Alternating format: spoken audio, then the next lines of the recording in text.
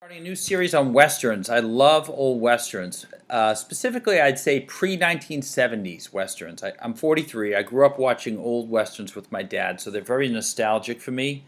On top of the fact I love that period in our country's history.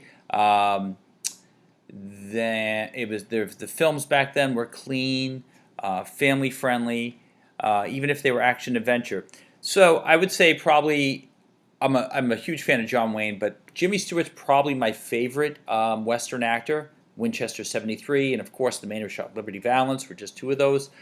But I want to talk about Glenn Ford, who I think is an underrated actor and an underrated Western actor. I was first introduced to him when he played Clark Kent's dad in the original Superman movie.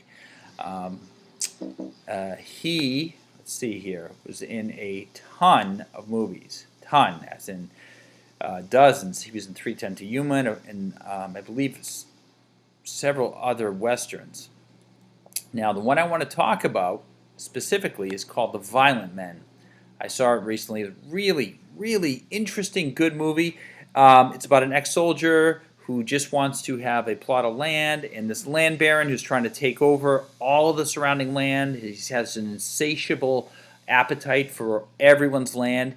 He is corrupt, and he is played by the great Edward G. Robinson. The great Barbara Stanwyck is in this as well.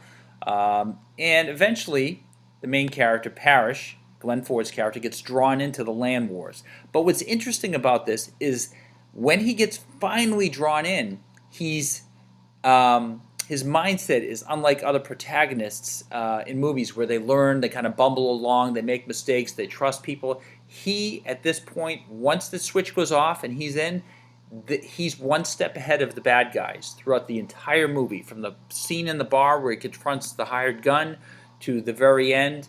And they do it in such a way that although he's a step ahead of them, the tension still gets ratcheted up because there are other sub-stories going on. And there's a scene in this where a guy gets beat up from surrounding horsemen who are like beating him up with their lassos. It's an amazing scene because I bought a lasso, a real one, and those things are very, very difficult to use. And these guys are wielding them like they were like bullwhips or something. It was amazing.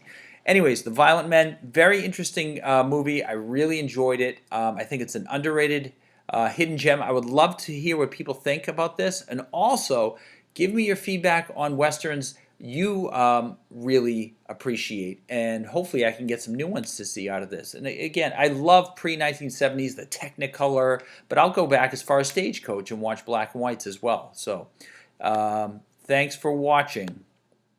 That's the first time I've ever seen one man shoot another man in the back just to protect himself. And I just stood there. John, you're just upset from seeing a man killed.